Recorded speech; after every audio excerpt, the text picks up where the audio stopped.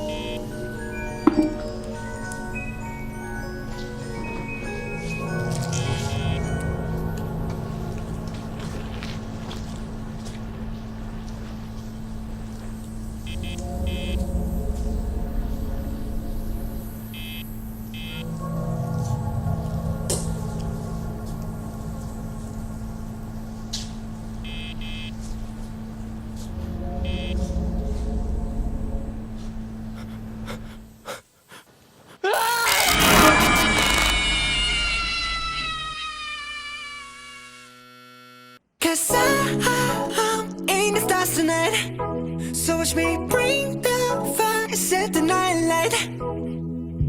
Shoes on, get up in the morning, cup of milk, let's rock and roll. Kink out, kick the drum, rolling on like a rolling stone. Sing song when I'm walking home, jump up to the top of the brown. Ding dong, call me on my phone, nice tea and I'll get my ping pong. This is getting heavy, can't hit the bass, boom, I'm ready. Life is sweet as honey, yeah, this beat chain like money. Things go all alone, I'm into that, I'm good to go, I'm diamond, you know I glow up. Hey, so let's go. Cause I'm in the stars tonight, so watch me bring the fire, set the night light. Hey, shining through the city with a little funky soul.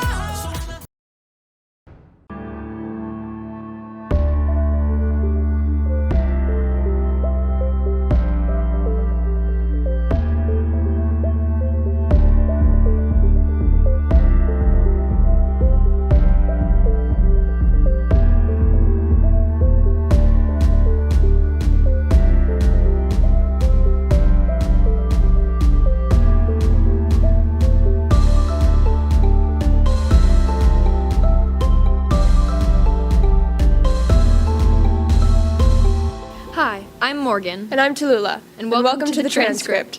This week, MERS Mobile Games discovers Clash Royale. Hamped Up checks out Crew. We rate some Spirit Week outfits. The Game Show plays Taskmaster. And Culture Shock interviews a music producer. In Lewiston, Maine, 2 separate shootings left 18 people dead and several more injured. The attacks occurred on Wednesday afternoon at a local bowling alley and a restaurant. A police search for the suspect, Robert Card, is underway.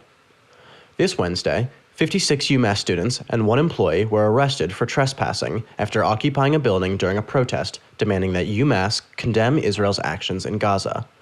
The arrests happened after they refused to leave as the building was being closed. I'm Eli Hernandani, and thanks for watching. Northampton Community Rowing was invited to compete in the Head of the Charles Regatta, the world's largest 3-day rowing event.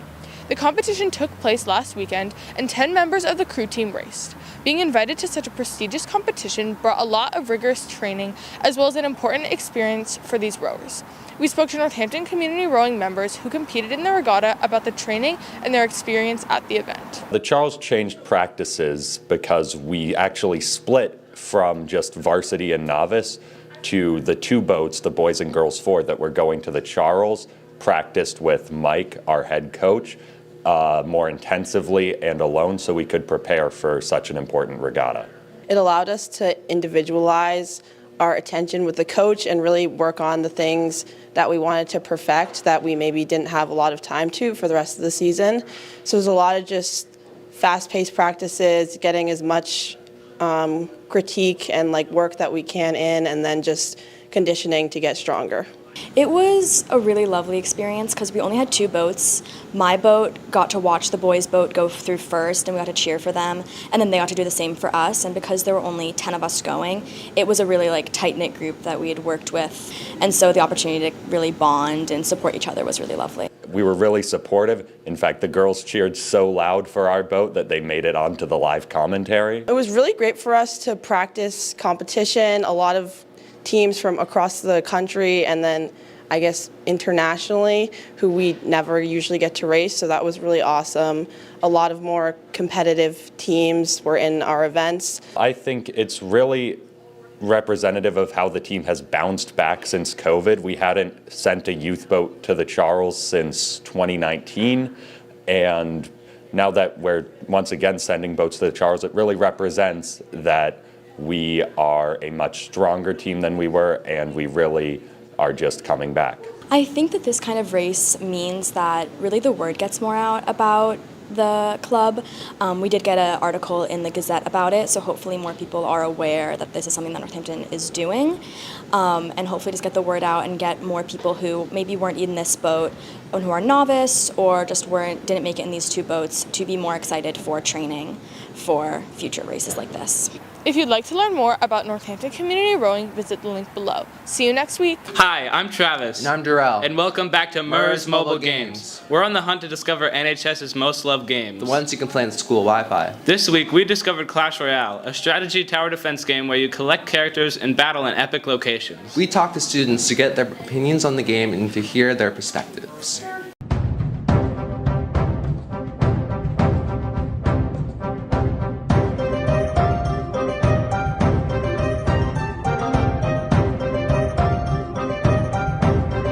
So the way that I usually build my deck in Clash Royale is I find the cards that are the most toxic and make people the most angry, and the ones that I have the most fun playing, because that way you can the more angry you make other people, the more fun it is in the game, for me at least.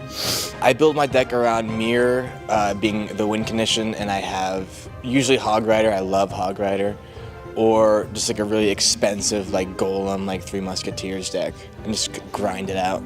I go P.E.K.K.A, for damage. Fireball, great card. Tower, usually in the last closing minutes, the last 5 seconds, you fireball the tower and you win the game. It's amazing. My favorite card to use, hands down, is Mirror. Every deck I make has Mirror in it. Mirror is my only max card and has the full prestige level on it. If my deck doesn't have Mirror, I'm not going to play with that deck. My favorite card to use is Giant Graveyard, because in about 1 push you can just win the entire game, and it makes the other player extremely angry. Oh, my favorite card is P.E.K.K.A, of course. Yeah, I love P.E.K.K.A. I have about 6,000 trophies. I currently have between 6,000 and 7,000.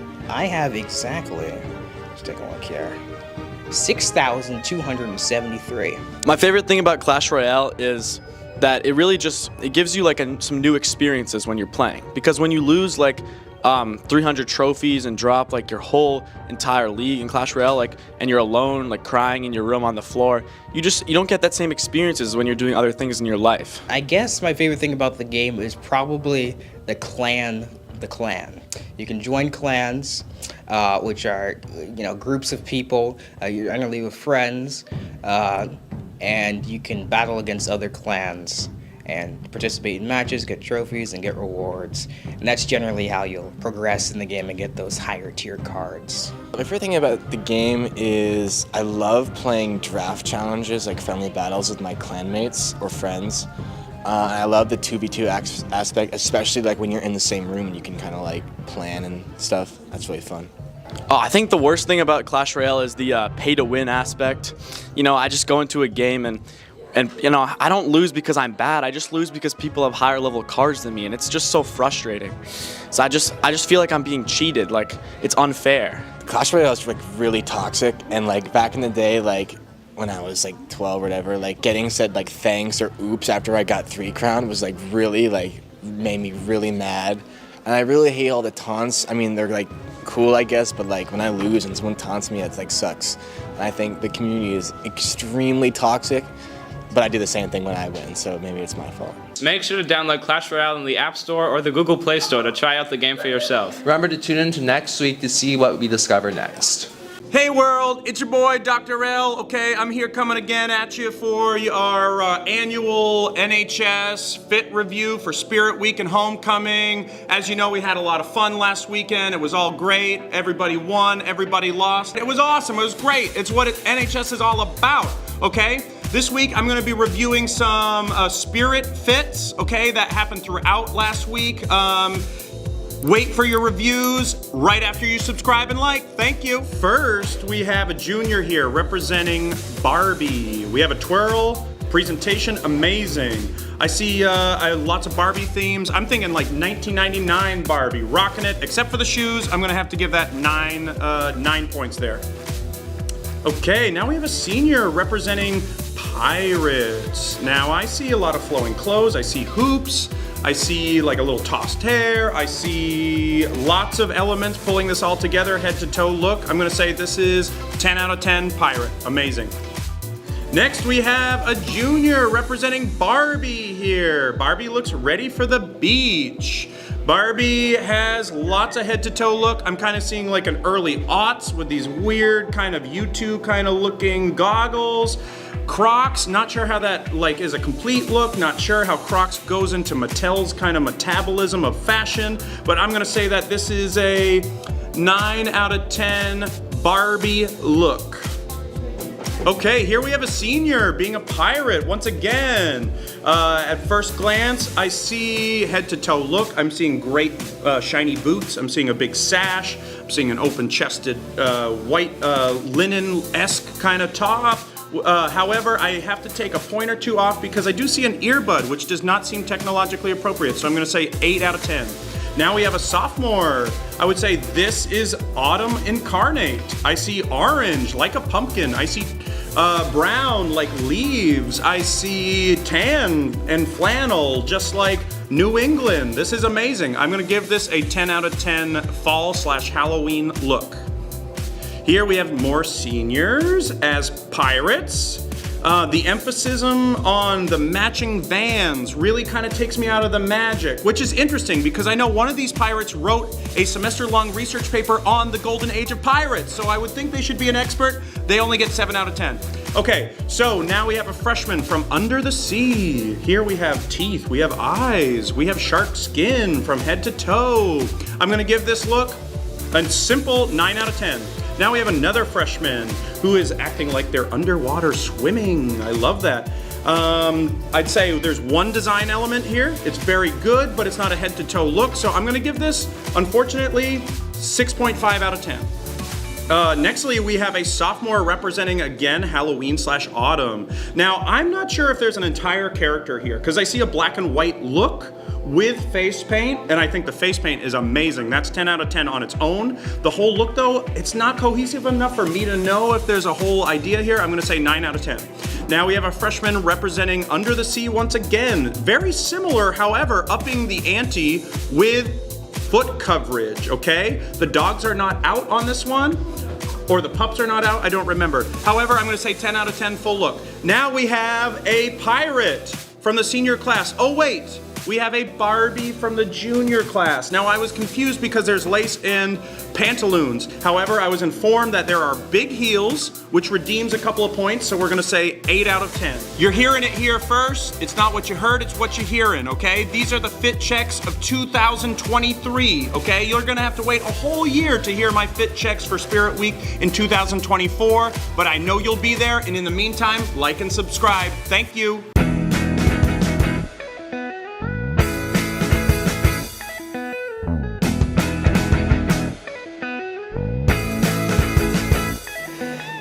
Today, we interviewed an NHS student and local producer, Thomas Stanley. Most of his music can be found on SoundCloud under the username xtom1.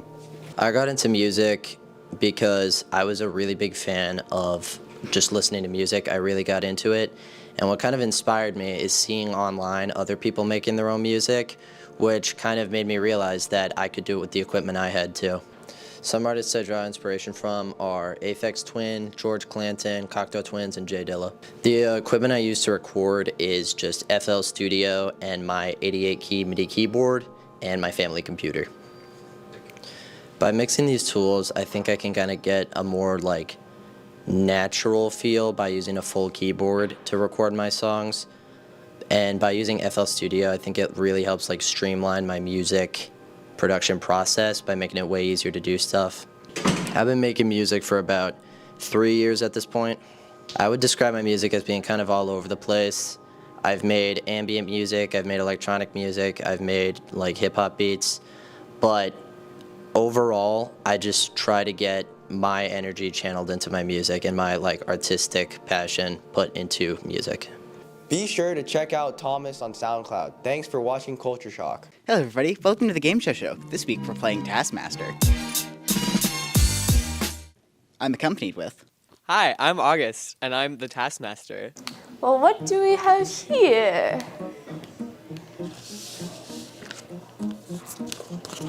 Rise and shine contestant, you don't know me, but I know you. I want to play a game.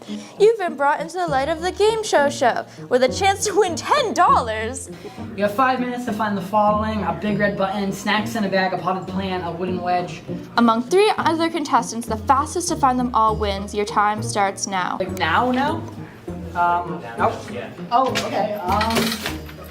Okay, this is not the right direction.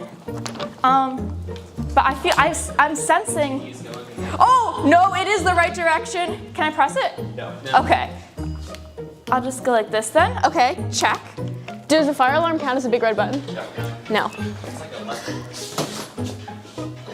It's locked. Yeah. Okay. I don't know where one will find a big red button.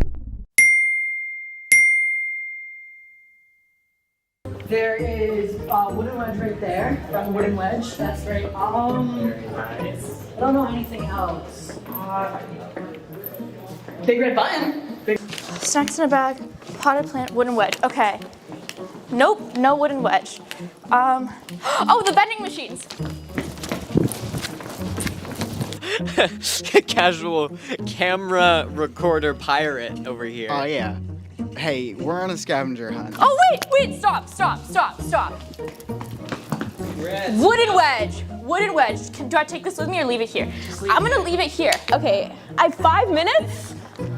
That's not that long. 4 minutes, 30 seconds, okay. Excuse me, do you know where my aunt is? Is my aunt here today? I think I just saw that pirate in the background. I don't know what I'm... Are there snacks in there? There is no snacks in that bag. Yeah.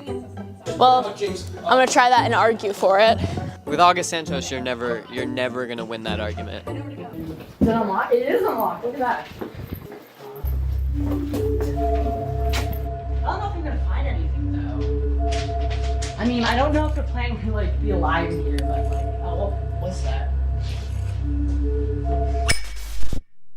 I'm making good time. I think I can take it easy. I'm going! You know what? I could do this backwards even.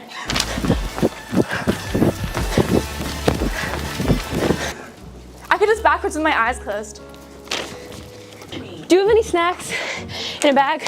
Does this count as snacks in a bag? It does. Potted plan. Bam. Time. With 2 minutes, 15 seconds remaining? In less than 3 minutes. But I did it. 1 minute, 55 seconds remaining, so... 1 minute. Woo, I did it. She got better time, but she touched less items. Yeah. And tried a loophole. I think Angela was a little bit more of an honest player. Mm-hmm. And so I'm more inclined to want to give her cold hard cash. Yeah. You heard it here first. Angela Kim, the proud recipient of $10. I'm sorry, Rose, but an empty bag of pretzels does not count as snacks in a bag.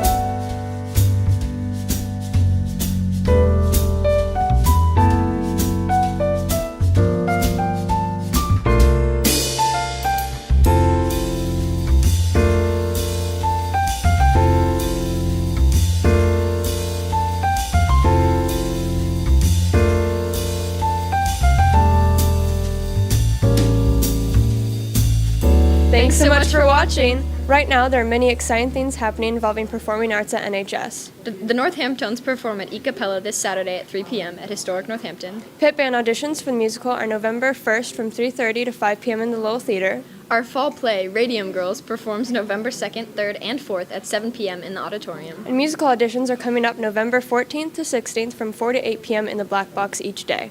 See you next week.